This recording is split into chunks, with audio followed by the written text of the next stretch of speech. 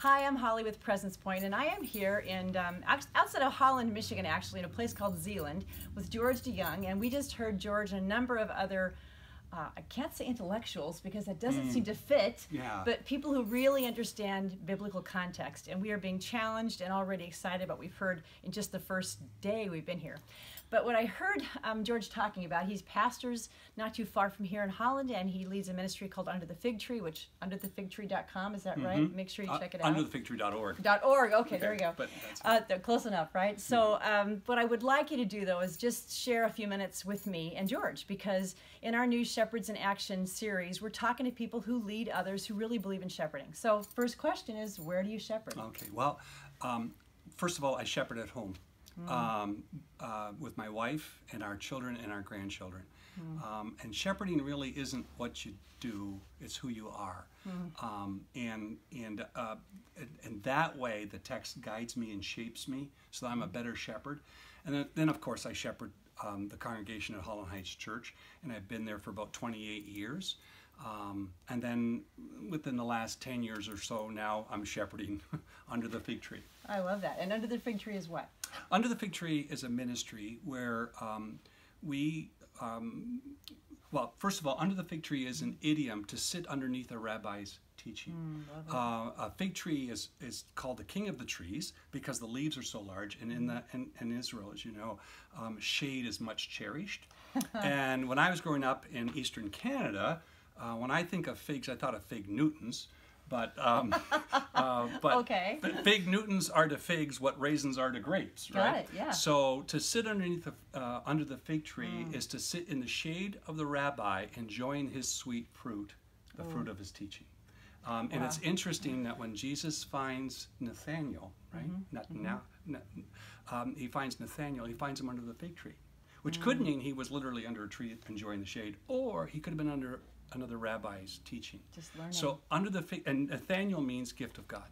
So you get the gift of God under the fig tree, and that's kind of where we got. I kind of feel like we've been under the fig tree all afternoon today. Isn't it great? Isn't it great? There aren't really words to describe it. That's cool. So next question is, we talk about provision, protection, and presence as a shepherd leader leads in their world. So how do you implement provision, protection, and presence in where you lead? Okay, well, first of all, provision.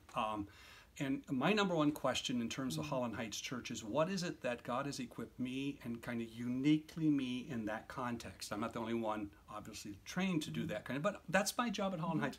And my provision for them is teaching the text. Amen. And it's I would say the text. And so this conference, where we're looking at the text in context, that has brought so much life to me as we kind of help people to see the text. And part of it too is in the provision is, and we were just talking about that with the group, is accepting the text on its own terms. Wow. And understanding that the Bible was written for us, but it wasn't written to us. It was written to people centuries, millennia ago in different contexts. So the provision is that. The protection. Part of the protection that I think every shepherd does, a wise shepherd, is really preparation. Because the sheep follow the shepherd's voice. The shepherd knows them by name. It's my job, because I've been there for 20-some years, is to train my under-shepherd. And the first thing an under-shepherd has to do is learn the shepherd's voice. And we talked about that a little bit with David. And David talks about God as being king and no one else more. And so really David is simply the under-shepherd of God. And so he brings God's voice to the people. So the protection of God's people is for them to identify God's voice through his word.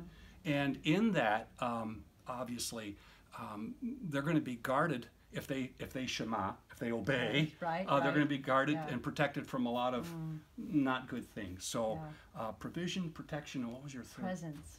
How do I practice the presence? How does a shepherd really be a shepherd? And how do they provide and protect without being present, emotionally and or physically available and engaged? I tell my people the most important sermon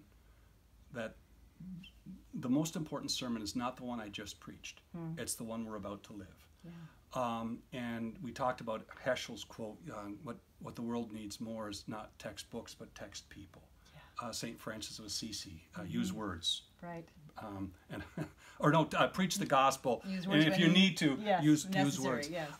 And so for me, it is endeavoring to embody Christ. And I think in leadership, it is critical to all leadership. Godly leadership is never reactionary. You never react.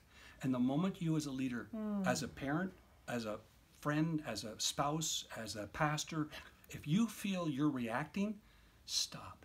That is not a red flag. That's a roadblock. Take a breath, back away, pray about it, research it, do whatever you need to do, that everything you do is proactive.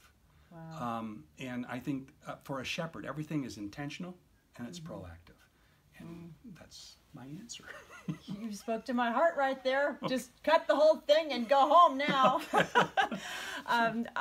We have only just met George this afternoon, and I just can't tell you how he's spoken already to our hearts and our souls. And this is where we've been living context, learning it, you know. And just the shepherding for us has been it's just blown out of the water, everything we think about God's Word. Amen.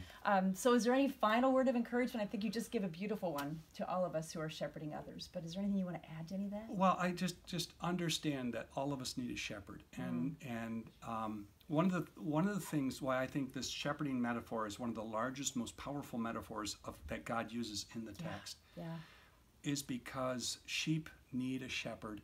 And I have stories about lambs and how trusting sheep are born to trust. They want to trust. I've had it one time where I had a lamb in my arms and had it for about 15 minutes in my arms, and then I put it down and it begins to follow me to the bus as we're leaving.